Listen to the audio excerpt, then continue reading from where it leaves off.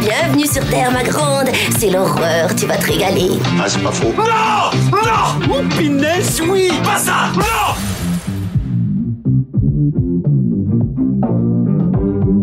Dites mon nom. Je vais appeler Internet et leur demander de me faxer les numéros de téléphone de toutes ces femmes. Merci. Écoutez, je dirai pas loin, comme ça, si c'est l'apocalypse ce soir, bip bip. Bonjour, c'est Clémence. Bienvenue dans We Love Series, le podcast signé We Love Cinéma qui s'intéresse aux séries cultes d'hier et d'aujourd'hui, qu'elles soient diffusées sur le petit écran ou sur les plateformes de streaming. Dans la collection du moment, on dissèque Les Simpsons, la série d'animation culte de la Fox. La semaine dernière, pour notre premier épisode, on a évoqué l'histoire et l'évolution de cette série au long cours, 32 ans que ça dure. Aujourd'hui, on va s'intéresser plus spécifiquement aux personnages qui peuplent Springfield, la famille Simpson évidemment, mais aussi les personnages secondaires qui ont le plus marqué les esprits. Pour passer tout ce petit monde en revue, j'ai le plaisir de retrouver Stéphane Moïsakis. Salut Stéphane. Salut Clémence. Et Rafik Djoumi. Salut Rafik. Salut Clémence. Alors, dans cet épisode, on parle des personnages, donc impossible de ne pas commencer par celui qui ne jure que par la bière et les donuts et qui a fait rentrer l'expression « do » dans le dictionnaire anglais, le grand, l'inénarrable Homer Simpson. Homer Simpson, donc, c'est la star de la série, très clairement. Dès la saison 3, c'est le personnage central d'un nombre majeur d'épisodes. Il a 38 ans, il pèse 117 kilos et il a beaucoup de défauts, mais quand même un bon fond. Exactement. Et ce bon fond, en fait, il ne tient qu'à une chose, au fond, mais qui est absolument cruciale dans une série qui est basée sur une famille, c'est qu'il aime réellement sa famille, profondément, de façon inconditionnelle. Et à partir de là, tout le reste, il peut être nul absolument en tout. On sait que d'une manière ou d'une autre, le public, finalement, va rester derrière lui parce qu'on sait qu'il ne fera jamais de mal aux siens, en fait. Et c'est quand même important parce que, notamment, pour le public américain, où il y a quand même cette sensation d'être des super achievers, de tout réussir dans la vie. Et évidemment, on se doute bien que la plupart des gens ne réussissent pas tout et le vivent très, très, très mal.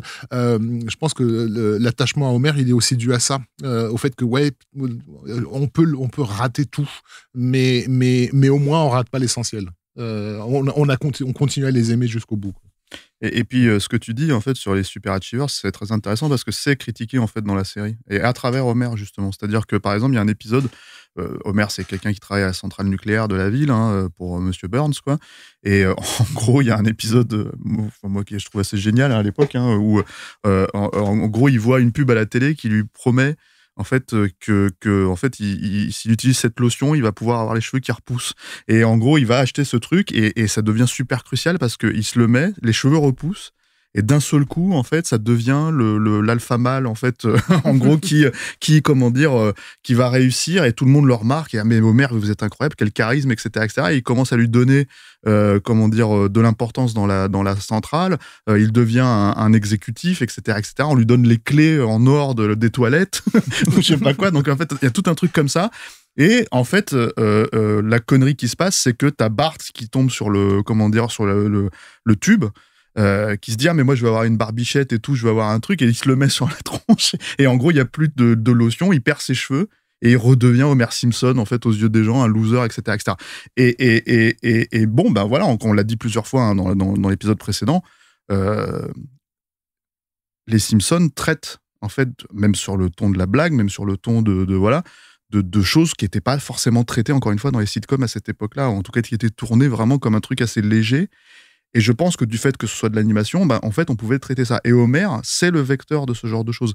Moi, je sais que c'est un personnage, je sais pas quel est exactement le tournant, en fait, dans la série, pour que ça devienne le personnage majeur, parce que c'est vrai que les 3 premières saisons, c'était Bart, et il avait son clip, il avait ses chansons, il avait tous ses trucs, il y avait Bartman, il y avait tout ça. Il a lancé la série, en fait, Bart, effectivement, puisqu'il y a eu, on n'en a pas parlé dans l'épisode précédent, mais il y a eu ce qu'on appelait la Bartmania, en fait. Tout à fait, c'est ça. Effectivement, 3 ans, 3 saisons. On va y revenir dans un instant.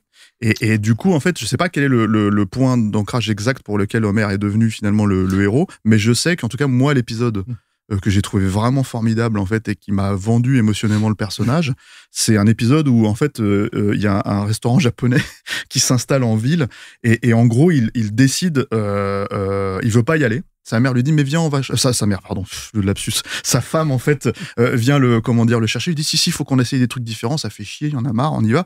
Et en fait, ils vont essayer le truc, il adore. Et d'un seul coup, il va absolument tester tout ce qu'il y a dans le menu. Et il veut tester, le soir où le chef est en train de batifoler avec une de ses compagnes, il veut tester le poisson super rare, je sais pas comment ça s'appelle, ce poisson, en fait, qu'il faut cuisiner. Voilà, qu'il faut cuisiner d'une certaine manière, sinon il y a un poison, en fait, qui se déclenche. Et en gros, il veut le tester. Il le teste alors que c'est pas le chef qui le cuisine, c'est un apprenti. Et en gros, il est persuadé qu'il va mourir. Et du coup, il commence à faire une bucket list, en fait, me réconcilier avec mon père, passer du temps avec ma fille, faire l'amour à ma femme, etc. Il fait toute une bucket list parce qu'il est persuadé qu'il va mourir. Et c'est tellement bien écrit, alors que normalement tu sais qu'il va pas mourir, tu vois, c'est tellement bien écrit que tu deviens persuadé qu'il va mourir, en fait, dans cet épisode. Et il le joue jusqu'au bout, en fait. C'est-à-dire qu'il y a ce truc où il se met à écouter les fameuses cassettes self-help, en fait, qui pouvaient exister dans les années 80-90. Et en gros, il regarde le soleil se lever. T'es persuadé, en fait, qu'il meurt, mais en fait, il s'endort. Et sa femme le réveille, et elle le réveille en se rendant compte qu'il est vivant parce que sa bave est chaude. En fait, voilà. Et donc, il y a tout un truc comme ça qui rend le truc hyper émouvant. Alors que c'est factice presque, tu sais, en fait, quelque part qu'il va pas mourir. Tu peux pas te dire que c'est voilà. Mais voilà, ça l'a attaché émotionnellement, en fait, à quelque chose. Et je sais pas si c'est ça, mais pour moi, je sais que je me suis dit, ah oui, c'est un personnage vraiment, comment dire, enfin, on savait que c'était un personnage clé, mais c'est vraiment un personnage attachant et émouvant, en fait. Et cet épisode-là, il arrive assez tôt, hein, dans la série. Hein. Il arrive saison 2, saison 3, je crois. En fait, ce qui a rendu Homer important dans la série, c'est pas forcément au départ le public que les scénaristes. Parce qu'ils voulaient tous écrire pour lui, en fait. Et pour une raison simple, c'est que c'était le personnage auquel ils pouvaient le plus facilement s'identifier. Et comment dire, d'après eux, il y a beaucoup d'histoires personnelles du pool de scénaristes qui arrivent à Homer dans ses premières saisons. C'est beaucoup plus difficile, sans doute, pour eux d'écrire pour Bart ou Lisa, par exemple. Ou même Marge, mais on en reparlera plus tard. Donc déjà, voilà, Homer, c'est un peu le réceptacle de tout ce qu'on a foiré dans sa vie, mais qu'on a foiré, je dirais, de bonne foi, quelque part. Et tous ces défauts, en fait, on nous montre d'un épisode à l'autre qu'à chaque fois justement qu'on essaie de les corriger, finalement, ça nous donne quelque chose de déplaisant. Le Homer dont tu as parlé avec des cheveux en mode alpha mâle, on n'a pas envie de lui. Il nous plaît pas. Il y a un épisode aussi où il se gourde, il demande des cassettes pour maigrir. C'est censé être un truc que tu écoutes le soir en te couchant. Et en fait, ils se sont plantés. Ils lui ont envoyé des cassettes pour apprendre la langue anglaise. Et du coup, il se met à parler un anglais absolument incroyable, impeccable, mais en disant toujours des conneries. En fait, il continue à être totalement stupide, mais avec un langage hyper châtié. Et il y a ce truc, en fait, avec Homer qui est vachement important aussi, c'est que comme c'est une série d'animation, en fait, tu peux te permettre de montrer sa stupidité littéralement de manière visuelle. C'est-à-dire qu'en gros, il y a ce plan absolument génial où il se parle à lui-même, tu vois, et la caméra part de sa bouche à sa tête, et en fait, si tu veux, il y a sa tête qui parle, donc c'est la voix off, qui redescend parce qu'il dit finalement l'inverse de ce qu'il vient de se dire à lui-même, ou alors, en fait, à un moment donné, les mecs disent, mais tu penses à quoi? Et la caméra monte, et d'un seul coup, t'as ce truc hyper connu, mais qui est vraiment génial, en fait, du singe, en fait, qui tape sur ses cymbales comme ça. Et en fait, en gros, visuellement, tu peux pas le montrer ailleurs que dans l'animation. Et ça participe, encore une fois, de la caractérisation du personnage. C'est-à-dire que vraiment, il y a ce truc... voilà, qui fonctionne. Moi, je pense aussi, il y a cet épisode où, et ça c'est pareil, je pense que tu peux pas le faire autrement qu'en animation, il y a cet épisode où il comprend pas, c'est quoi déjà le truc où il va au Japon pour voir ce qui s'est passé avec une figure qui lui ressemble, en fait. Une pub, voilà, mais il le sait pas, en fait. Avec sa tronche sur une boîte de lessive, je crois. Ouais, c'est ça, mais au début, il le sait pas. C'est-à-dire, il comprend pas ce que c'est. Il croit que c'est un truc, il croit qu'il est révéré au Japon, mais il sait pas pourquoi. Et il part là-bas pour vérifier, et il se trouve que c'est juste une pub, effectivement. Et ça marche parce que visuellement, il est tellement reconnaissable que tu peux, en fait, en jouer. Et du coup, en fait, voilà, traiter à travers l'animation ce truc-là. Et mine de rien, en fait, c'est là où le physique du personnage, la façon dont il est dessiné, tout ça, rentre aussi en ligne de compte, en fait, dans, voilà, tout simplement, les traits de caractère qu'il peut avoir, quoi. Il y a un élément de sa personnalité qui va être assez vite corrigé. Et je pense qu'il y a dû avoir de gros débats justement chez les scénaristes, c'est sa violence.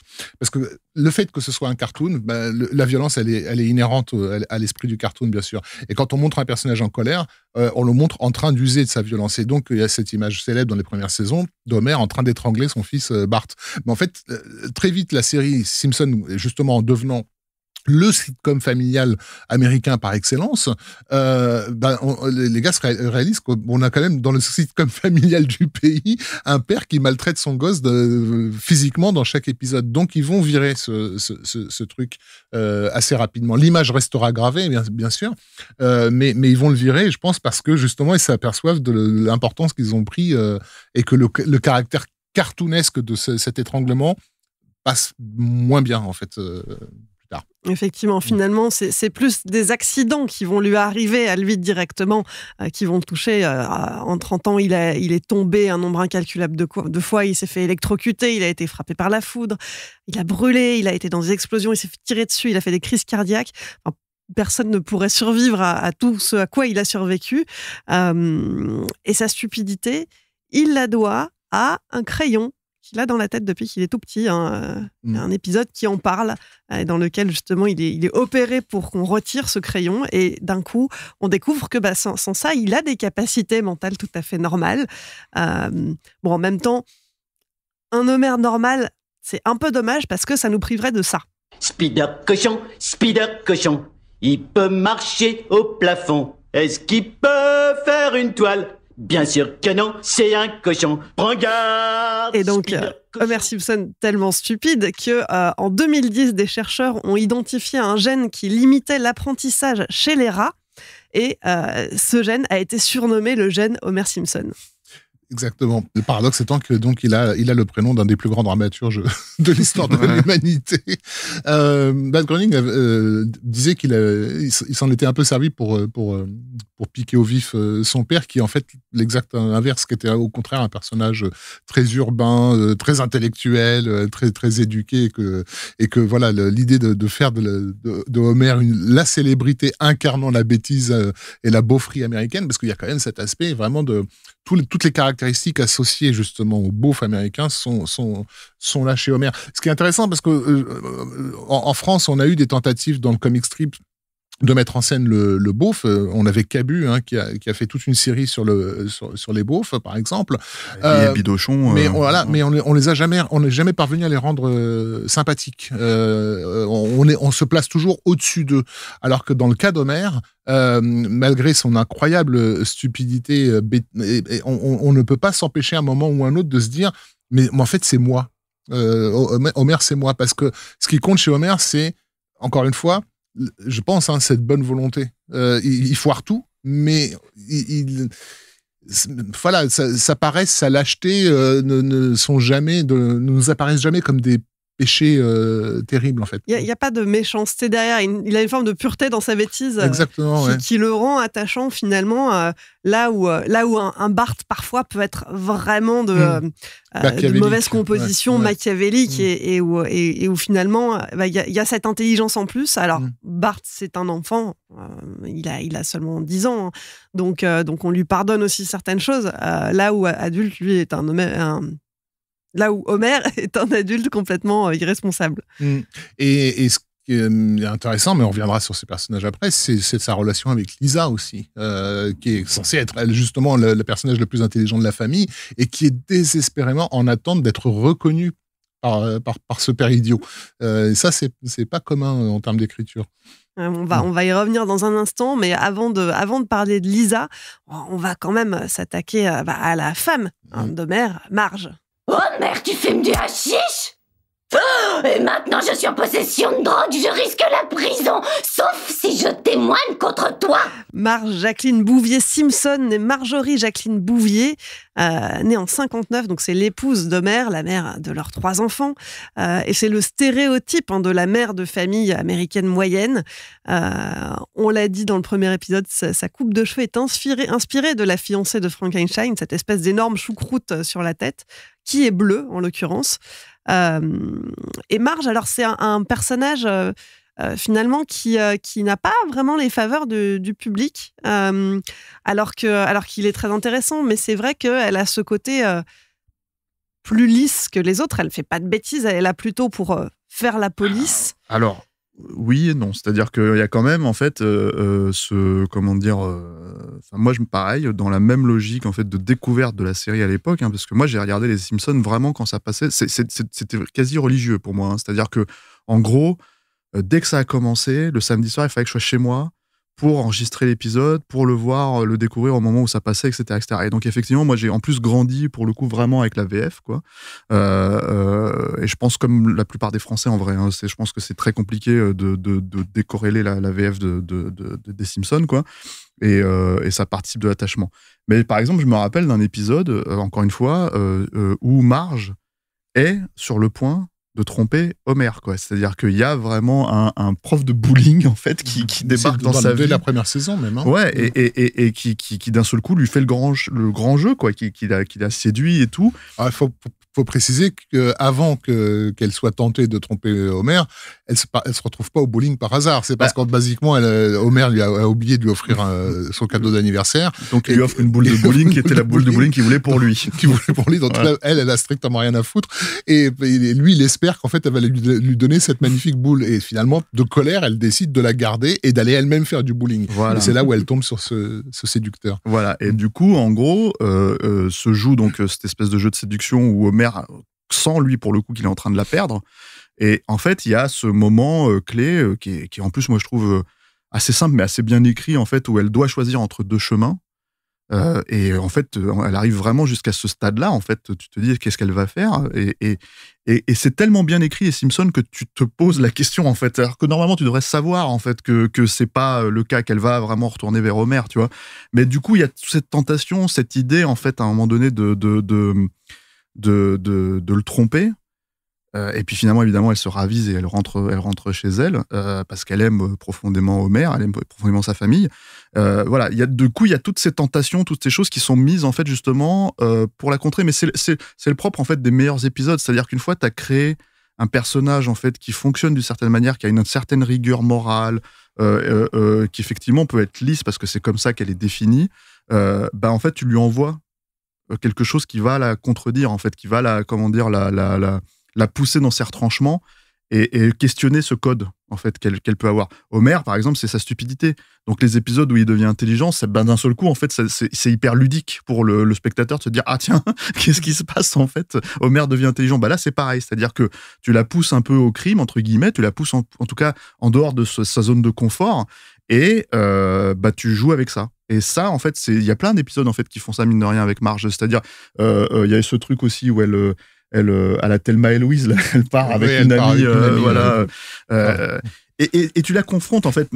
Marge, il y a sa famille, il y a aussi ses sœurs, si tu veux, où d'un seul coup, tu vas la confronter à deux nanas qui représentent absolument l'inverse de ce qu'elle est, en fait. Donc, du coup, deux jumelles en plus. Selma et Patty. Voilà. Et donc, en fait, Marge, pour le coup, pour moi, c'est vraiment le personnage qui existe aussi à travers les autres. C'est-à-dire que vraiment, en fait, la façon dont les autres vont se comporter avec elle, vont un petit peu définir en fait son comportement dans l'épisode. Et mine de rien, il en faut des personnages comme ça en fait, parce que oui, comme tu l'as dit, elle a ce côté un peu voilà. C'est vrai qu'elle est peu dans l'action, elle est plus dans la réaction par rapport aux bêtises de ses enfants, par rapport aux accidents, aux bêtises de son mari. Et donc c'est peut-être ça qui lui donne cette aura aussi plus lisse, mais elle a quand même été 2 fois en prison, et il y a certains épisodes, il y en a peu, mais il y en a qui sont centrés sur elle et qui sont vraiment, vraiment réussis. Par exemple, je pense à celui où elle décide de s'engager dans la police. Bien sûr. Ce qui est intéressant avec ce personnage par rapport à l'identité de ceux qui écrivent la série, c'est que c'est vraiment le caractère féminin stéréotypé du sitcom. C'est la mère de famille qui ne fait qu'être une mère de famille. Et on peut imaginer qu'avec une équipe, comme on l'a dit dans le précédent épisode, très largement libérale, ce soit problématique d'écrire pour un personnage comme ça. Du coup, ce qu'ils ont fait de Marge, et que je pense être intéressant, c'est qu'elle aurait pu être autre chose. on le voit au fil des épisodes, que quand elle était gamine, elle rêvait d'être cosmonaute, que ses sœurs se sont foutues de sa gueule. Il y a ce plan super mignon où elle s'est mis un paquet de lessive sur la tête pour faire le casque de cosmonaute. Ensuite, on nous montre bien qu'à l'époque de la fac, déjà, c'était une super belle fille. On a des plans d'elle dans son pantalon pas de def avec ses cheveux au vent, etc. C'est-à-dire qu'elle aurait pu prétendre à largement mieux qu'Homer, voilà. Militante. Une militante, exactement, voilà. Donc voilà, quelqu'un qui a des ambitions et qui va se retrouver effectivement dans cet univers hyper cloîtré, hyper calfeutré. Mais ce qu'il a défini aussi, Marge, comment elle s'est retrouvée là, c'est une forme de pression sociale à bien faire. Il y a une panique réelle chez elle, une angoisse totale à faire, comme on l'a entendu dans l'extrait que tu nous as passé, à sortir du cadre en fait, à être hors la loi, etc. Et donc elle représente, j'imagine pour les scénaristes, en fait, tout ce qui peut peser justement sur les femmes en société et qui les empêche d'être, d'une certaine façon, d'être elles-mêmes. Et en même temps, il y a un autre aspect important, c'est pour ça que c'était important d'avoir ses sœurs en contrepoint, c'est que elle a trouvé un homme qui est on peut imaginer le pire en tout, mais qui l'aime. Mais vraiment, il l'aime. Il n'y a pas... je veux dire, les fois où Homer est tenté, on a des épisodes où il y a cette chanteuse country là, qui le drague comme c'est pas permis, etc. Enfin, il peut pas. C'est inconcevable pour lui de se détourner de Marge. Ça reste le centre de sa vie. Donc il y a aussi, il y a ça qu'elle a pu gagner. Tu vois. Donc c'est ambivalent et assez intelligemment écrit, je pense, comme personnage. Mais après, effectivement, c'est une grande angoissée, quoi. Et sa coupe à la fiancée de Frankenstein, je pense, n'est là pour le coup vraiment pas hasardeuse, quoi. Et c'est en fait la coupe, c'est à la fois la coupe de la fiancée de Frankenstein et apparemment le comment dire. La coupe de cheveux de la mère de Matt Groening quand il avait l'âge de Bart. Et il avait dit une fois aussi qu'en fait, il y avait eu une tentation de montrer qu'elle avait les oreilles de lapin de son personnage qu'il avait créé de Life is Hell, en fait. Et que ça avait été abandonné, etc. Mais qu'on devait découvrir que ses cheveux cachaient ça, en fait. Bon, Marge, en tout cas, personnage qui a quand même des choses à raconter, hein. Et on l'a dit, qui existe beaucoup à travers ses réactions vis-à-vis des autres membres de sa famille. Un des personnages par rapport auquel elle réagira le plus, c'est évidemment son fils Bart, hein, qui cumule, qui enchaîne les bêtises. Bart qui est aussi le personnage le plus populaire auprès du public.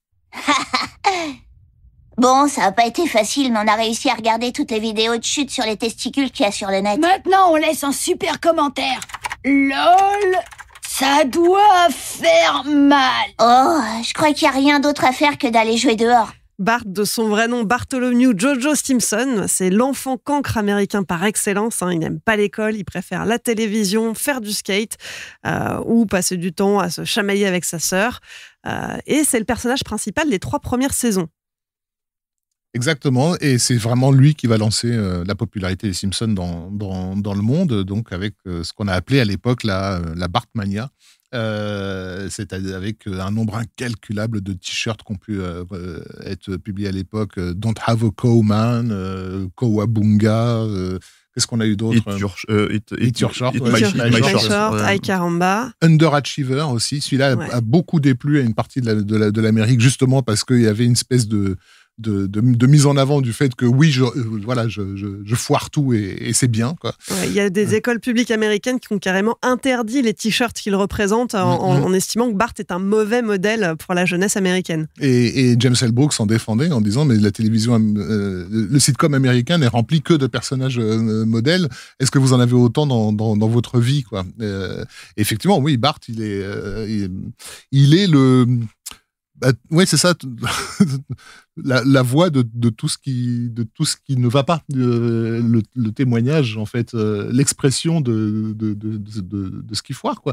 Les Américains sont un peuple qui sont effectivement connus pour être accros à la surstimulation, et c'est très clairement ce qu'ils cherchent. Il y a même, je crois, un épisode où avec Milouz, ils boivent tellement boissons sucrées là qui deviennent complètement ça devient une drogue pour eux en fait et hyperactif. Ouais, et ils se font tout un trip jusqu'à se faire tatouer. Enfin bon, et moi j'ai l'impression que c'est la grosse porte d'entrée aussi, Bart, pour l'aspect méta de la série en fait, c'est-à-dire que en gros déjà en fait il concentre beaucoup de la pop culture, c'est-à-dire vraiment sur lui, c'est-à-dire que Batman, voilà, c'est après Batman, tout ça, etc., c'est une représentation du super-héros à sa manière évidemment, hein, avec ce fameux moment quand il se transforme en Batman où il va voir le mec dans une convention et il lui dit mais t'es qui toi, et en fait il l'attrape et il lui répond je suis Batman comme ça, et c'est exactement la phrase de Michael Keaton dans Batman de Burton quoi,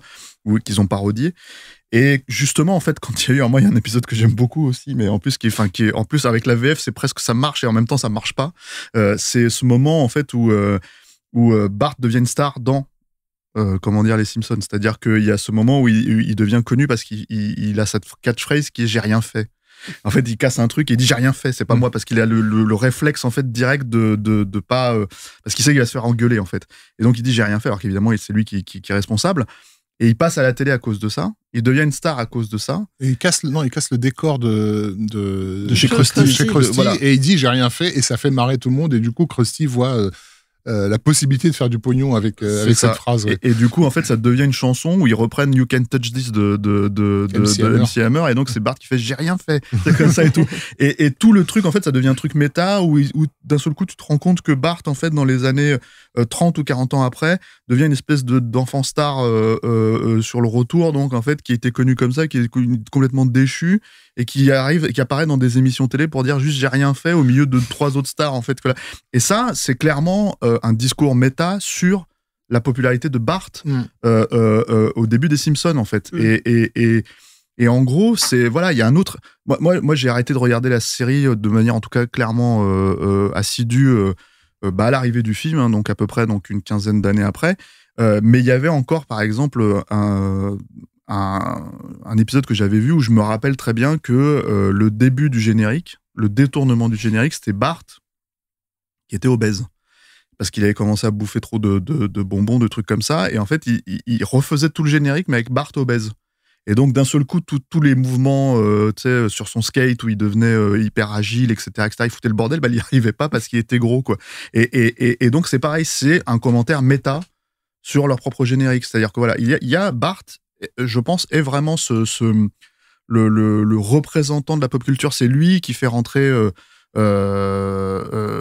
un tas de personnages à travers ça, en fait, si tu veux, et tout un tas de commentaires. C'est lui le fan de McBain, en fait, qui est une parodie de l'arme fatale. Ouais, et puis d'Arnold Schwarzenegger, voilà. C'est lui. Alors avec Lisa en l'occurrence, hein, parce que c'est bien la seule, le seul truc sur lequel ils se retrouvent vraiment, en fait, qui sont fans d'Itchy et de Scratchy, en fait, qui est quand même le dessin animé commentaire sur l'ultra-violence de la télé, etc., sur l'aspect de Tom et Jerry, mais version gore et tout, quoi. Donc voilà, je pense qu'il représente ça, en fait, vraiment, Bart dans le truc. C'est pas que...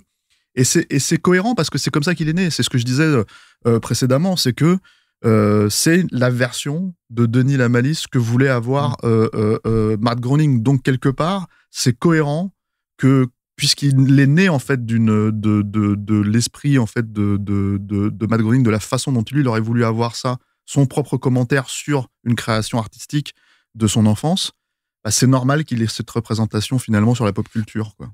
Et par rapport à cette question toujours d'underachiever, qui vraiment dans la culture américaine est quelque chose qui devrait être banni, en fait, Bart l'incarne d'autant plus qu'il y a un épisode où il triche à l'école, ils sont en train de faire un test et il échange son test avec celui du premier de la classe, et donc il a la meilleure note, mais c'est un test en fait qui sert à repérer les enfants surdoués. Du coup, il est envoyé automatiquement dans une école de surdoués où il est entouré de mômes qui le regardent évidemment de très haut. Mais ce que l'épisode met en valeur, c'est à quel point ces mômes surdoués sont juste insupportables, en fait. Et ont d'une certaine façon perdu tout sens de la sociabilité qui vient naturellement à Bart. Bien qu'il soit insupportable, c'est quelqu'un de très sociable. Il est tout le temps en train de s'intégrer à des groupes. C'est lui d'ailleurs qui va s'intégrer au groupe de mafieux dans cet épisode qui fait beaucoup référence à Scorsese. Quoi. Oui, parce qu'il devient le gosse en fait qui fait les petites les cocktails. Leurs cocktails, et puis du coup ils font leur petite magouille et il doit sortir de la vie de la mafia en fait à un moment donné parce qu'il doit faire un choix quoi. Mais il y a aussi ce truc où, comme on disait en fait que Homer en fait était le violentait.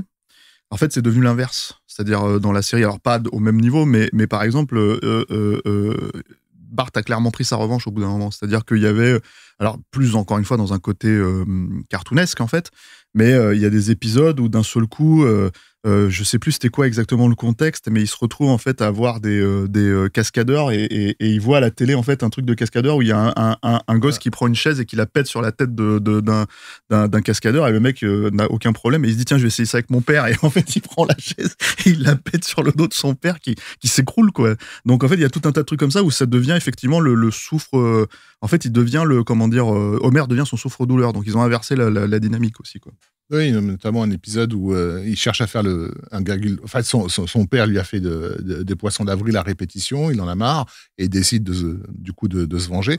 Et avec le seul truc pour lequel il peut avoir Homer, c'est sa canette de bière en fait. Et donc il décide de la secouer, mais il la secoue de façon industrielle. Je crois qu'il passe 3 jours avec la canette de bière. Et évidemment, quand Homer l'ouvre, t'as Bart qui a le temps de dire poisson d'A, et là t'as un énorme champignon atomique qui défonce la maison. Ouais. Ce qui est marrant aussi, c'est j'invite les gens, s'ils ont les DVD sous la main, à écouter les commentaires audio. Alors je sais plus, désolé, c'est sur quel épisode, je crois que c'est dans la saison 2 ou 3. Parce que Bart, la voix de Bart aux États-Unis, c'est Nancy Cartwright qui le double. Et donc, c'était une femme qui faisait partie de l'équipe du Tracey Ullman Show au départ. C'est comme ça qu'elle s'était retrouvée à faire la voix de Bart. C'est pas sa voix naturelle, mais elle arrive assez facilement à la faire. Et elle raconte sur un épisode une anecdote hilarante parce qu'à une époque, elle était enceinte, en fait. Et il y a des gamins qui sont venus chez elle parce qu'ils avaient entendu dire que dans cette maison, il y avait le personnage qui faisait la voix de Bart, quoi. Et elle les a accueillis enceintes, donc, avec la voix de Bart, en leur disant un truc du genre, je suis en train de perdre les os, mec, tu sais. Lost in the water, man. T'as les mômes qui ont été absolument traumatisés, qui sont partis en courant. Effectivement, Cartwright, on en parlera dans le 3e épisode, où on reviendra sur les comédiens, les comédiennes qui donnent vie aux personnages. Quelques petits trivia, quelques petites anecdotes supplémentaires. Je ne sais pas si vous le saviez, mais les Simpsons, ils n'ont pas 3 mais 4 enfants. Parce que Bart, il a un frère jumeau qui s'appelle Hugo, un frère siamois en fait. Ils ont été séparés à la naissance peu de temps après leur naissance, et Hugo vit seul depuis cette séparation dans le grenier des Simpsons. Alors il n'apparaît que dans les épisodes d'Halloween, évidemment, c'est un personnage qui est fictif, effectif. Le reste du temps, on ne le voit jamais dans la série, mais il ressemble à Bart en plus sale, avec des habits déchirés. Il porte les vieux habits de Bart Simpson. Et c'est pas canonique en fait ça. C'est-à-dire que en gros, ce que j'entends par là, c'est que tu vois, c'est comme Homer, il a un frère aussi qui apparaît, et en fait, il est apparu au début, puis on l'a jamais revu, on n'en a jamais entendu parler. C'est très rare. Et du coup, en fait, est-ce que moi, j'ai toujours eu tendance à considérer que les épisodes d'Halloween, c'était des capsules, en fait, où ils pouvaient se permettre ce qu'ils voulaient sans forcément... sans que c'est de conséquences voilà, sur la c'est timeline. Ça. Et, par exemple, il y a ce truc où et d'ailleurs, il faisait une très belle référence à Terminator 2, c'était magnifique, où t'as Homer qui tue le zombie Flanders, tu vois, et son fils qui lui dit « Ah, mais t'as tué le zombie Flanders ?» Et Homer qui répond « Mais c'était un zombie !» Et donc, en fait, voilà, il y a tout un truc comme ça, et évidemment, Flanders n'est absolument pas mort, puisque c'est les épisodes de capsules, en fait, de qu'est-ce qui pourrait arriver dans un monde fantastique. Oui, alors là aussi, c'est un personnage qui n'est pas canonique, comme on dit, mais qui est quand même bien présent. Qui est utilisé. Et qui est utilisé. Et puis, autre info amusante, donc Bart fait évidemment des centaines de bêtises. Il a vraiment une imagination sans limite pour ça. Mais il figure aussi dans le classement des 100 personnes les plus importantes du siècle. Classement qui a été publié en 98. Et puis, en 2014, il est devenu la mascotte officielle de l'équipe de football de Saint-Pétersbourg. D'accord. Et dans un épisode, il nous est dit aussi qu'il finira stripteaseur. Il y a plein d'avenirs possibles pour Bart. On voit aussi ce qui est intéressant, c'est qu'il sait que de toute façon, son avenir est pourri aussi. Il y a un côté, entre guillemets, hédoniste chez Bart, qui est comme s'il était déjà tellement sûr qu'il avait pris la mauvaise voie, qu'il avait fait le mauvais choix, que de toute façon, il n'y a aucun avenir pour lui. Et il y a un truc assez émouvant où je crois qu'à un moment donné, il explique à Lisa que c'est important pour lui qu'elle réussisse dans la vie. Parce que quand elle sera grande, il aura besoin de lui taxer du pognon. Parce qu'il sait déjà que sa vie est foutue quelque part. Mais d'ailleurs, en plus, il le veut, parce que quelque part, en fait, quand il voit ce moment où il s'imagine en stripteaseur, donc il est grand, et il est complètement... C'est la déchéance totale, hein, il est sur le truc en train de... Tu sens qu'il est camé, enfin... Il a une bedaine. Ouais, aussi. Voilà, il est camé, ce que tu veux, etc., etc. En fait, quand il voit ça, la caméra redescend, et puis il fait « Ah, cool !» Tu vois, il est super content, en fait. Tu vois, il se dit « Ah, c'est cool, je veux ça, quoi !» C'est vrai que la trajectoire de Bart est complètement à l'opposé de celle de Lisa. Lisa, alors là, on est dans l'extrême opposé. Elle a 8 ans, elle est surdouée, elle a 156, 167 de QI, on ne sait pas exactement, mais enfin, ça varie d'un épisode à l'autre, mais en tout cas, elle est extrêmement intelligente. Maman, papa, il faut que je fasse quelque chose. Vous n'allez pas être content, mais je crois que c'est mon devoir de le faire. Marge, elle va dire aux flics où on planque la drogue. On ne plante pas de drogue. Non, bien sûr que non. Donc voilà, Lisa, c'est aussi un petit peu la morale, elle incarne la morale de la famille, c'est la personne la plus cultivée. Elle joue de la musique, du saxo, elle est végétarienne depuis la saison 7, bouddhiste depuis la saison 13, elle soutient de nombreuses causes, elle est féministe, elle a gagné un concours d'orthographe, enfin, voilà, elle incarne vraiment cette morale et ça peut agacer parfois. Oui. Oui, elle est totalement inadaptée à la communauté dans laquelle elle grandit. Et encore une fois, c'est intéressant parce que je pense que c'est aussi le personnage qui ressemble le plus à ce qu'est le pool de scénaristes. C'est-à-dire que les valeurs que Lisa adopte, c'est souvent les leurs, en fait.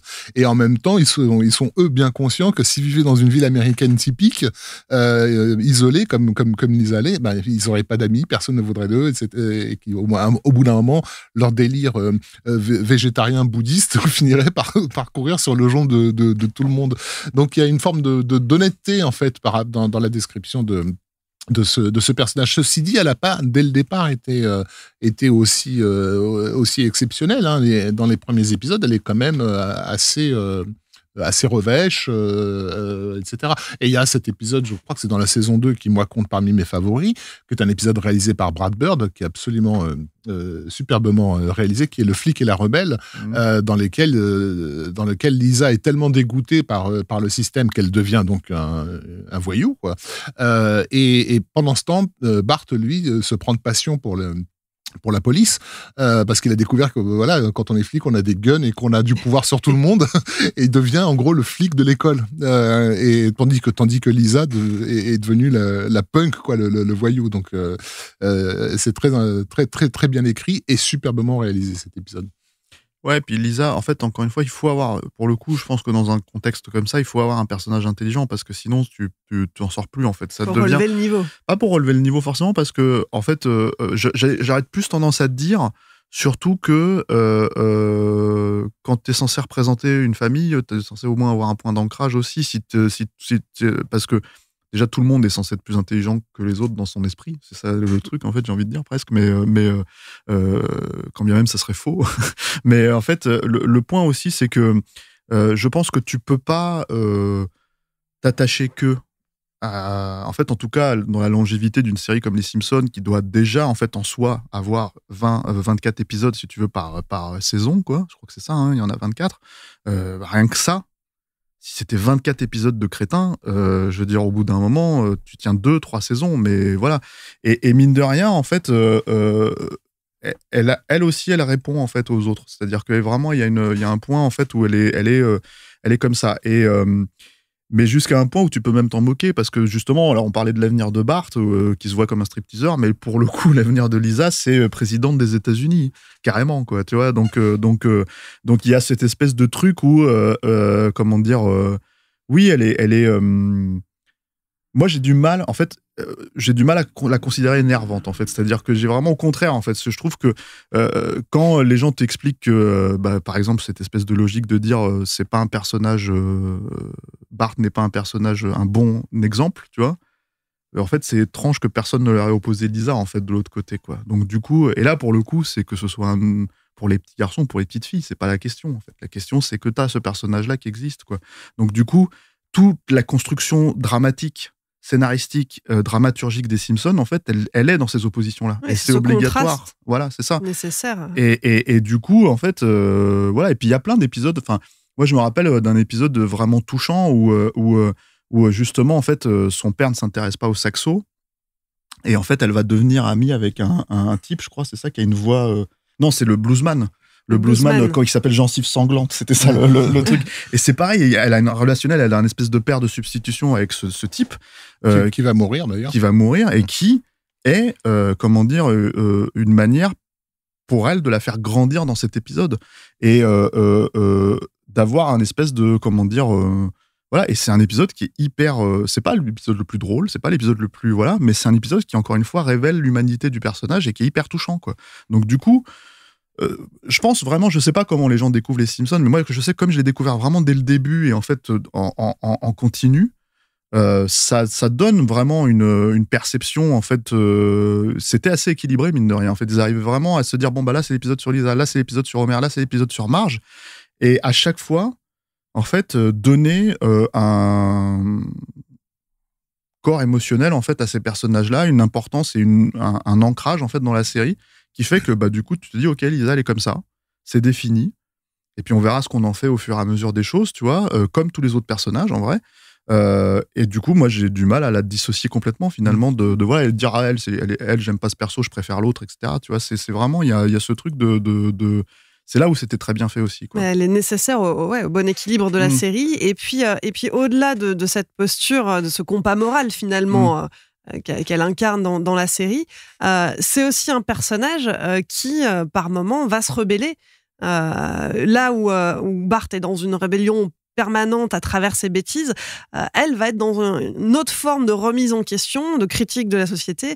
On voit dans l'épisode Le futur passé où on découvre que quand elle est plus vieille, elle a des relations polyamoureuses avec des femmes. Bon, après, elle finit par rentrer, on va dire, dans la norme. Elle se marie avec Milouz. Donc elle finit par se marier avec Milouz. Par dépit, alors. Par dépit, mais en tout cas, voilà. Et puis c'est un personnage qui va se rebeller à sa façon. Mais aussi un personnage qui a un besoin déjà idéaliste, au sens où on la voit très souvent projeter les choses, c'est-à-dire qu'elle est toujours en train d'imaginer un futur et on voit à quoi ça ressemblerait, mais elle est aussi coincée par ces images et cet idéalisme. Et du coup, souvent, elle tente d'imposer son idéal aux autres. Il y a l'épisode où elle devient végétarienne, où elle nique le barbecue de son père, quoi, qui a rien demandé, qui était tranquillement en train de manger sa viande de cochon. Elle nous est aussi montrée assez fréquemment comme une personne psychorigide, en fait, par rapport à ça, sans aucune souplesse. Et en même temps, il y a des moments, quand elle est en quête de reconnaissance, justement, où elle fait preuve de trop de souplesse. C'est-à-dire quand elle cherche justement à établir une relation avec son père Homer, elle va se mettre à faire tout comme lui, en fait. Et ils vont se mettre à faire des paris sportifs, des trucs comme ça. Et en fait, elle est plus elle-même à ce moment-là. C'est un peu l'antithèse de Marge. Marge, comme on l'a dit, elle est totalement angoissée par cette idée d'être intégrée à cette communauté, d'être un socle, de tout bien faire comme il faut que rien ne dépasse. Et Lisa, elle est obsédée par l'idée de sortir de ce cadre. D'ailleurs, parfois, ça touche au ridicule quand elle réalise que ses combats sont déjà gagnés. Je crois qu'il y a un épisode où à un moment donné, elle dit que c'est pas parce qu'elle est une fille qu'elle a pas le droit de faire du football et que donc voilà, elle veut jouer. L'équipe. Et en fait, on lui dit mais il y a plein de nanas qui font du football et au moment où elle apprend ça, elle fait bon ça m'intéresse plus, tu vois. Donc c'est marrant parce que ce que tu dis, en fait, ce qui est intéressant, c'est que elle est aussi un des angles critiques des Simpsons. C'est-à-dire qu'en gros, les sitcoms, c'est basé l'idéal sur une logique d'idéal américain jusque-là. qui vient quand même, qui remonte de très loin, hein, c'est-à-dire qui remonte de Capra, en fait, si tu veux. Et l'idéalisme, justement, qu'elle représente, c'est ça. Et c'est un idéalisme qui est parfois critiqué. Et parce que c'est la notion des Simpsons, c'est-à-dire que c'est l'importance des Simpsons, c'est aussi ce qui fait la série. Et en gros, ça a beau être une fille intelligente, par exemple, et les Simpsons ont beau critiquer à travers Itchy Scratchy la violence, c'est quelque chose qu'elle aime. Donc du coup, en fait, si tu veux, elle a aussi ce point d'ancrage pour dire, voilà, en fait, on aime ça aussi, en même temps qu'on peut critiquer. C'est-à-dire, on aime l'idéalisme de Capra, mais on peut aussi le critiquer. Et du coup, en fait, elle a ce point, en fait, elle est plus fine et plus subtile, en fait, si tu veux, que ce qu'elle représente vraiment, si tu la définis en 2 traits de caractère, quoi. Et ça, c'est, mine de rien, c'est pas non plus... c'est plutôt bien vu et bien écrit, quoi. Donc c'est un personnage beaucoup plus... effectivement moins attachant et abordable d'entrée de jeu, mais vraiment important, quoi. Un autre personnage de la famille qu'on entend peu, mais qui pourtant a toute son importance, c'est Maggie, hein, le bébé Maggie, qui a 1 an dans la série. Margaret Evelyn Simpson de son vrai nom. Donc alors, en 30 ans, le bébé est toujours à 4 pattes, avec sa tétine, ne parle pas, sauf dans... je crois qu'il y a 2 ou 3 épisodes où elle parle, mais c'est vraiment, vraiment tout. Il faudrait vérifier, mais je crois que la première fois où elle a dit un mot, c'était papa.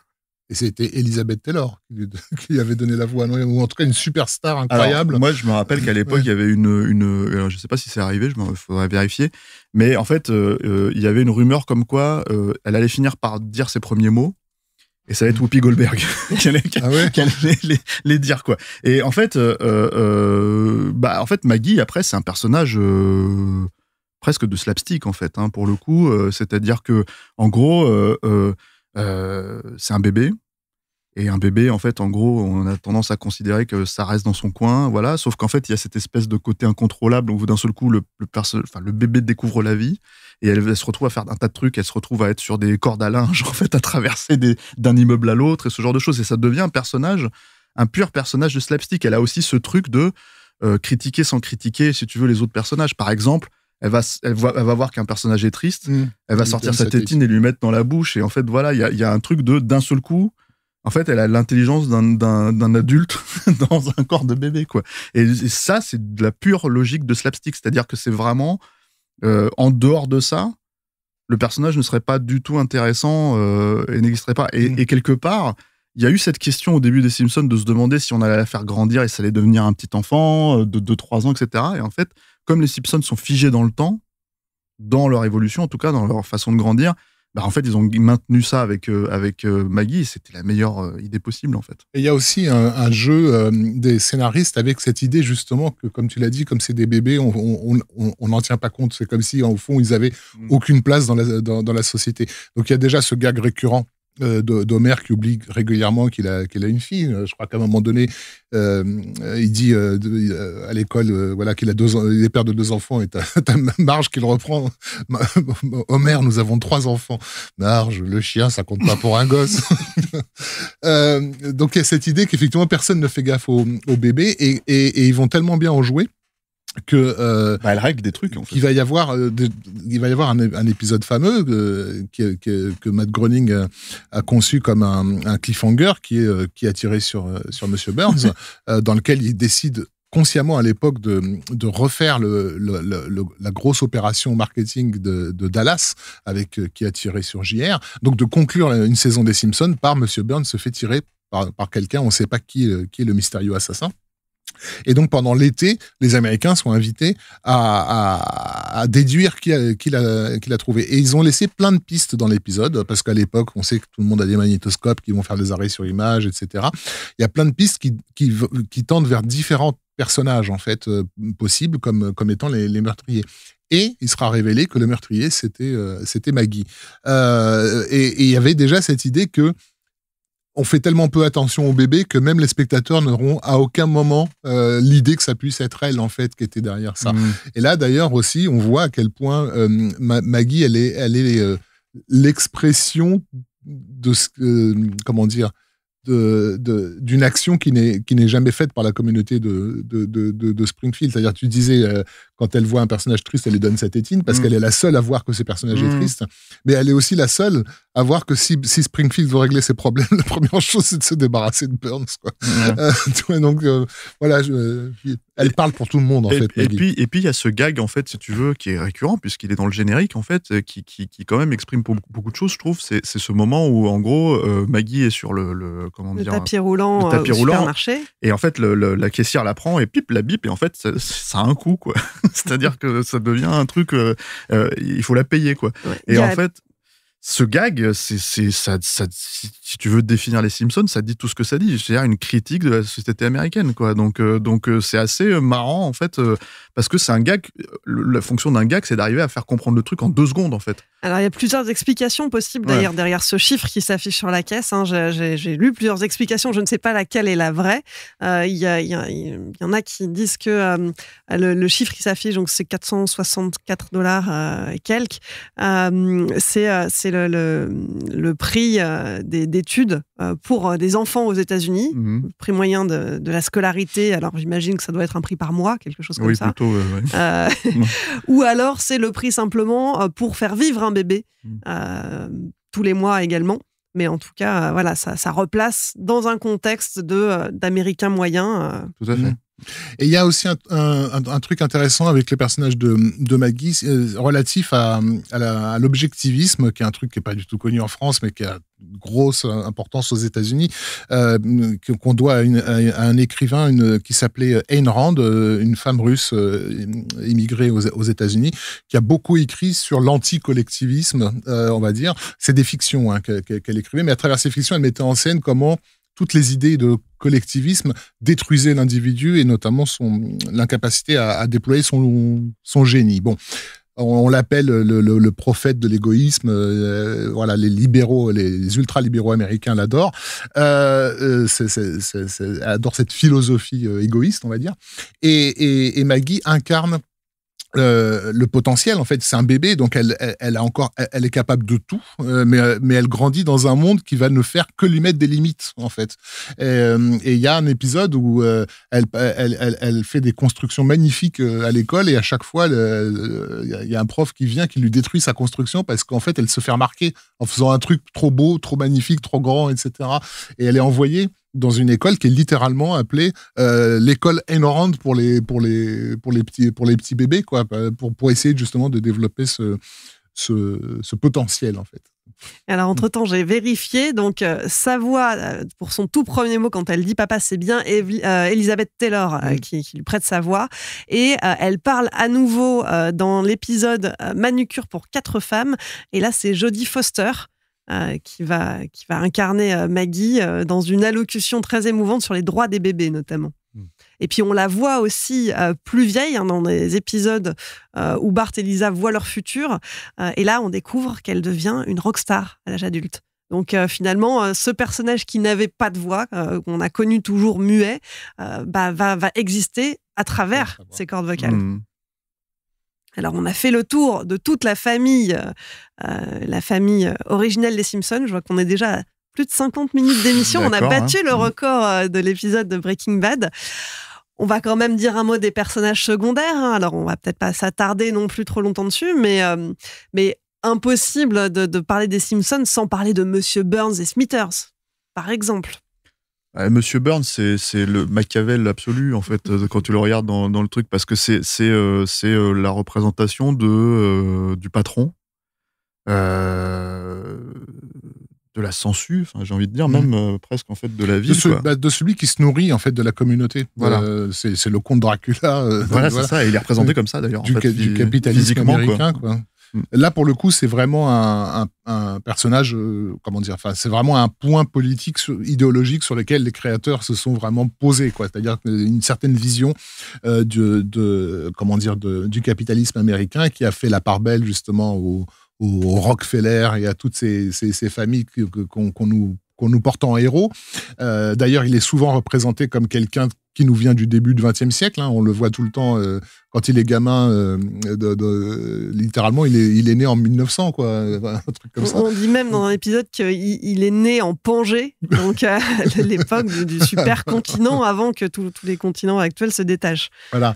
Et l'histoire américaine a fait de ces gens-là des conquérants, des héros, en mettant bien sûr sous le tapis le fait que leur conquête et leur héroïsme supposé s'est fait en fait en suçant le sang de tous les gens qui ont travaillé pour eux, quoi. Et donc lui, c'est littéralement ça. Il nous est dépeint littéralement comme un vampire, quelqu'un qui peut pas mourir. C'est ça. Ouais. Et il y a cette notion que Smithers, pour le coup, en fait, qui est le lèche-cul absolu, quoi, serait son amant, en fait, même si c'est totalement, suggéré, puisque en fait, je pense qu'il y a aucune relation entre eux au sens physique du terme, mais lui, Smithers, c'est littéralement amoureux de Monsieur Burns, et c'est quasiment, je crois, il y a même un truc à un moment donné, il y a un épisode, je crois, où c'est totalement suggéré. Au fil des saisons, c'est de plus en plus explicité. Voilà, parce qu'il a des dessins, il a des dessins, de Monsieur Burns qui est représenté de manière physiquement, splendide et tout ça. Enfin, il y a des trucs comme ça. Et du coup, mais ça participe, ça découle pas, ça découle plus en fait du côté totalement, soumis. En fait, de Smithers. Il est sous son emprise. Voilà, il est sous son emprise et c'est son subalterne, en fait. C'est vraiment son... voilà. Donc, en fait, sa manière à lui d'exister à travers ça, c'est d'être tombé amoureux de Burns, en fait, pour justifier, en fait, tout ce qu'il subit, un peu le syndrome de Stockholm. Exactement. Et en fait, du coup, c'est un personnage qui existe comme ça et qui peut, de temps en temps, encore une fois, parce que c'est les Simpsons et que c'est là où, en tout cas, ils excellaient dans les premières saisons, se révéler parfois être un allié. En fait, pour la famille, pour Homer, par exemple, ce genre de choses, quoi, ou pour même les travailleurs. Mais c'est utilisé avec parcimonie, quoi. C'est ce qui aussi, en fait, peut le rendre attachant, en fait, Smithers à travers ça, quoi. Alors que Burns, c'est vraiment... c'est une ordure, quoi. C'est le méchant. Voilà, c'est ça. C'est le méchant. Et alors là où Burns incarne donc le capitalisme, le monde de l'entreprise, on a Krusty le clown qui, lui, incarne le monde de la télévision et des médias. Il y a Brockman aussi, hein, qui est le journaliste vedette, qui incarne le côté infotainment des médias. Mais effectivement, Krusty, c'est un mélange, en fait. C'est à la fois le comédien et l'affairiste, parce qu'il a quand même une chaîne de restaurants qui vend de la bouffe dégueulasse aux mômes, il fait du merchandising pourri, etc., quoi. Et il sert... en fait, oui, c'est un commentaire sur pas mal de leurs collègues, parce que dans le staff d'écrivains des Simpsons, souvent, on le sait, les scénaristes sont aussi des comédiens frustrés, c'est des gars qui ont, pour certains, essayé de faire du stand-up, etc. On a dans le pool de scénaristes quelqu'un qui va devenir une célébrité de la télévision américaine, qui est Conan O'Brien, qui est scénariste dans les premières saisons et qui va avoir son propre show ensuite à la télévision, un grand succès. Et à travers Krusty, il se moque un peu, oui, gentiment, de toute cette culture du stand-up américain, des gens qui se piquent les vannes, etc. Il y a même, je crois que c'est un des principes, en fait, qui a créé une storyline, en fait, avec Tahiti Bob. C'est-à-dire que Tahiti Bob lui amène, c'est son sidekick comique, en fait, à Krusty. Il lui amène, en fait, des blagues que Krusty pique. Et d'un seul coup, Tahiti Bob veut le tuer, en fait. C'est-à-dire, il y a tout un truc où ça crée une situation et ça devient, en fait, ça donne de l'importance à Bart parce que Bart le comprend, parce qu'il est tellement fan de Krusty que voilà, il va voir que Tahiti Bob essaye de le tuer, il va le pousser à la prison. Il y a tout un truc comme ça. Et en fait, c'est lié à ça, c'est lié à ce truc, il me semble. Il le déteste à cause de ça, en fait. Et aussi, l'hypocrisie qu'il y a derrière ce personnage, qui est donc censé incarner le clown gentil pour les enfants, et qui est le personnage le plus pervers de la ville, dont on suggère qu'il fait tout, quoi. Il se drogue, il va chez les putes. Il est d'un cynisme total vis-à-vis de sa production. Et en même temps aussi, une victime de la société. Il y a un épisode dans lequel ils ont fait écho à une actualité américaine. On parlait dans le premier épisode de référence à Pee-wee's Playhouse, donc qui était cette série qui avait vraiment beaucoup plu aux gamins dans les années 80. Et lorsque le comédien Paul Rubens a été découvert en train de se masturber dans un cinéma porno, ça a créé un scandale dans tout le pays où les parents se retrouvaient à brûler des poupées à l'effigie de Pee-wee, ouais. Voilà, à l'effigie de Pee-wee. Et donc il y a un épisode où Krusty le clown est en disgrâce et où on voit les habitants de Springfield détruire des poupées de Krusty en écho direct à cette affaire, quoi. Et qui est en fait une façon de rappeler que ceux qui vous font rire à la télévision américaine sont aussi souvent les plus angoissés de vos concitoyens. Parce que voilà, Paul Rubens, il faisait marrer les mômes, il le faisait vraiment. Ça l'empêchait pas derrière dans sa vie privée d'être complètement mal dans ses bottes, quoi. Et il y a un gag récurrent dans les Simpsons en fait qui est comment tu dirais la meute en fait de citoyens mécontents. Comme dans les Frankenstein en fait, ils arrivent avec leur torche et en fait ils viennent se brûler en fait si tu veux soit leur idole soit l'objet du problème. Et en fait, c'est ça, c'est-à-dire qu'il y a ce truc là, cet épisode dont parle Rafik, c'est emblématique de ce que les Simpsons faisaient, c'est-à-dire en fait critiquer en fait l'effet de masse, en fait, critiquer la façon dont la société en fait se réunit d'un seul coup, pour en fait aller au bûcher et pour régler un problème qui ne sera pas réglé en fait de toute façon. Et en gros, il y a cet aspect critique qui est fondamental et qui passe à travers ce personnage aussi, quoi. Donc effectivement, ce côté, ce que vous voyez, c'est pas forcément ce qui est vrai, quoi. Et puis il y a quelque chose de paradoxal avec Krusty aussi, c'est qu'il ressemble énormément à Homer physiquement.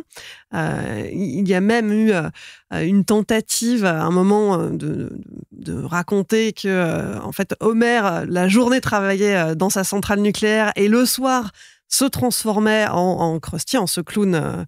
Et c'était lui, en fait, c'était le même personnage.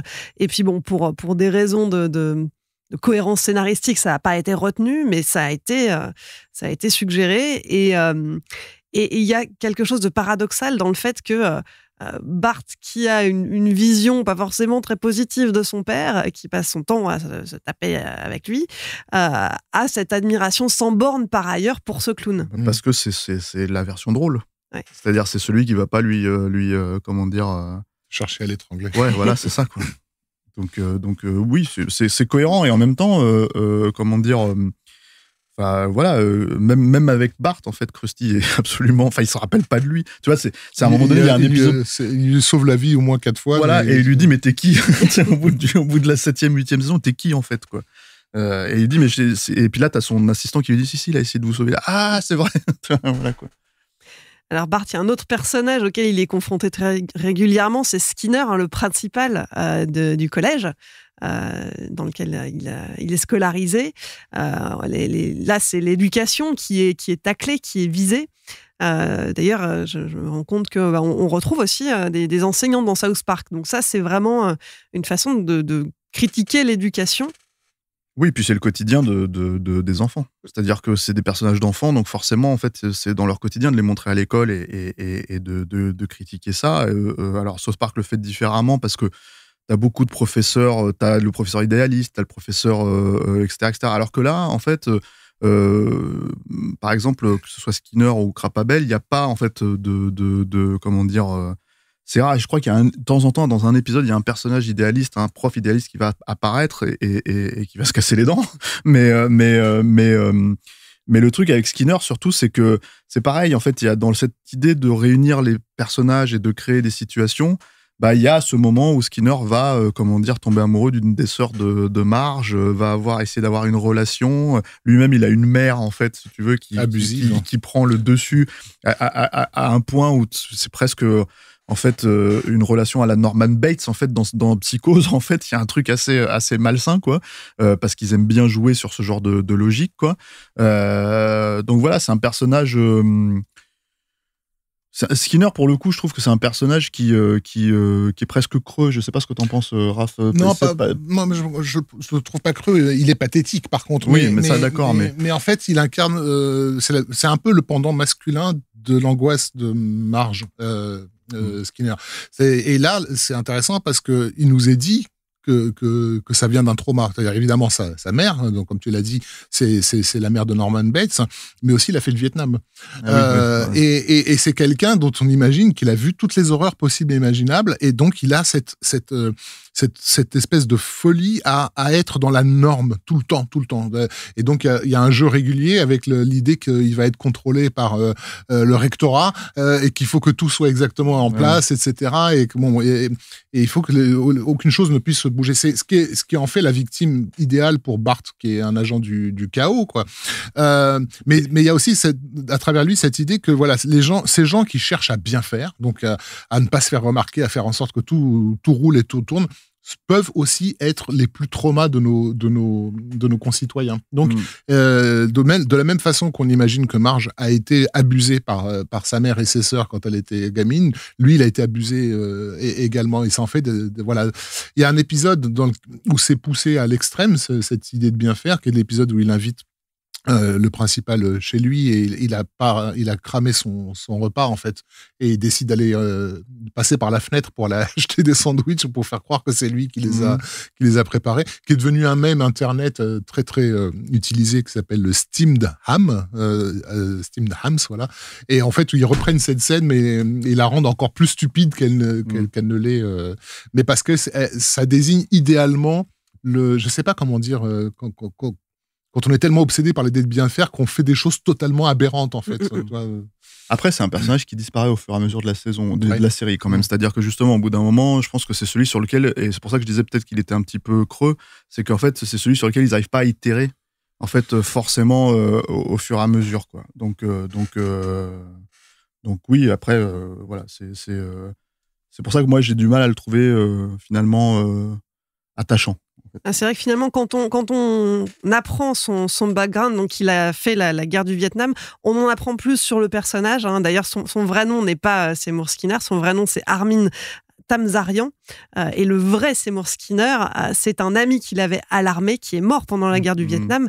Il y a un épisode dans la 9e saison qui en parle, et c'est Martin Sheen qui incarne, qui prête sa voix au vrai Skinner. Et d'ailleurs, cet épisode est considéré par les fans comme le début de la fin pour les Simpsons, parce qu'en fait, justement, ils se sont sentis extrêmement trahis à l'époque, parce qu'il y avait cette idée que tous les personnages des Simpsons étaient des personnages pleins, c'est-à-dire qu'ils étaient ce qu'ils étaient.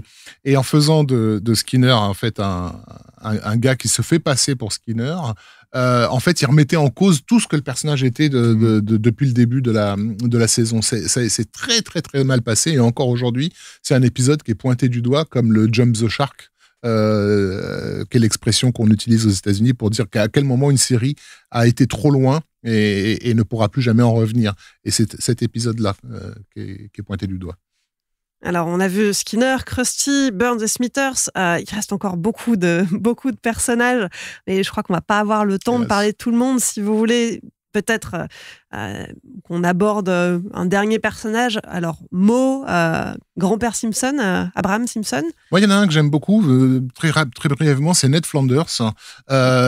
Déjà parce que sa dynamique avec Homer est sublime. Ned Flanders, c'est le mec qui fait tout bien. C'est l'antithèse du père. C'est le père de famille idéal, et en même temps qui dans la série nous est aussi montré quelque part comme cauchemardesque dans le caractère tellement parfait que t'as pas envie de vivre avec lui, quoi. Mais ce que je trouve super bien vu, c'est que on peut imaginer que les scénaristes soient pas du tout des gens très catholiques ou très chrétiens dans le staff des Simpsons, et pourtant ils ont fait l'effort d'écrire un personnage d'ultra chrétien américain dans lequel les vrais se reconnaissent. C'est-à-dire que, évidemment, c'est de la caricature, évidemment, ça va trop loin, mais à aucun moment, ils ont été suffisamment loin pour que les gens très croyants aux États-Unis se soient sentis insultés. Parce que, quoi qu'il advienne, Ned Flanders essaye toujours d'être un bon chrétien. Même s'il est nul, même s'il est too much, même s'il est à la côté de la plaque, etc. Au moins, il essaie de l'être. Et pour ces chrétiens américains, c'est suffisant pour en faire un personnage estimable à leurs yeux. Donc ça, c'était pas évident, parce que souvent, la télévision américaine a voulu taper sur cette population, et l'a souvent fait de façon assez insultante, en fait. Et là, avec Ned Flanders, ils ont jamais insulté, en fait. Moi, alors, j'y en a plein, en fait. Hein. Évidemment, il y a Mo, il y a Barney, j'aime beaucoup parce que c'est le poivreau du village, quoi. Il y a voilà, mais je vais pas forcément m'attacher. Il y a Wiggum, en fait, que je trouve génial parce que c'est le flic complètement, enfin, le chef de la police qui est complètement stupide, en fait. Il y a Apu, en fait, qui est aussi super attachant et tout, quoi. Mais il y a un truc, en fait, que je vais pointer du doigt, et je sais pas si c'est l'endroit, mais il y a cette idée de guest star, en fait. C'est-à-dire de faire apparaître pas mal de gens. Alors, on va beaucoup en parler dans le 4e épisode. Dans ce cas-là, je m'attacherai à un personnage parce que c'est un comédien qui est mort, en fait, qui a été assassiné par sa femme, qui était Phil Hartman, en fait, et qui incarnait pas mal de voix, en fait, dans Les Simpsons, et notamment enfin, ce Troy McClure, en fait, qui était cet acteur raté qui réapparaissait dans chaque vidéo institutionnelle ou un truc comme ça, et en fait, et c'était un gag récurrent où il arrivait, il disait « Bonjour, je suis Troy McClure, vous m'avez vu dans ». Et d'un seul coup, en fait, il te raconte un truc passé, c'est jamais le même, un de ses grands classiques et tout, puis en fait, il se rabaisse à faire un truc de télé, pas de télé-réalité, mais de trucs institutionnels, voilà, et c'était assez marrant. Et ça, c'était un des personnages, par exemple, de Phil Hartman, mais il en avait plein d'autres, en fait, dans la série. Lionel Hutz aussi. Ouais. Mais voilà. Donc, en fait, c'était un personnage, en fait, Phil Hartman, c'était un comédien du Saturday Night Live, voilà, qui était très connu aux États-Unis, etc., etc. Et l'histoire, en fait, il est mort en 98. C'est qu'il a été assassiné par sa femme, et c'était, comment dire, ça a défrayé la chronique, quoi, à l'époque, quoi. Sur ces paroles très positives, ouais. on va clore cet épisode. On a fait le tour des personnages au moins les plus importants de la série. Alors de quoi est-ce qu'on va parler la semaine prochaine ? Alors de quoi on parle déjà la semaine prochaine ? La semaine prochaine, là on a parlé de la série et de ses personnages. Maintenant, direction les coulisses pour en savoir plus sur son créateur, Matt Groening. On parlera aussi des différents showrunners, des comédiennes et des comédiens qui prêtent leur voix aux personnages. Tout un programme. Rafik, Stéphane, merci de m'avoir accompagné pour le second épisode de cette collection. Merci Clémence. Un épisode longue durée, mais bon, il fallait au moins ça pour traiter la plupart des personnages de la série. We Love Series, c'est fini pour aujourd'hui. Pour suivre les prochains épisodes ou réécouter celui-ci, rendez-vous sur welovecinema.bnp Paribas et sur vos applications de podcast. Nous, on se retrouve mardi prochain pour la suite de cette collection consacrée aux Simpsons. D'ici là, portez-vous bien.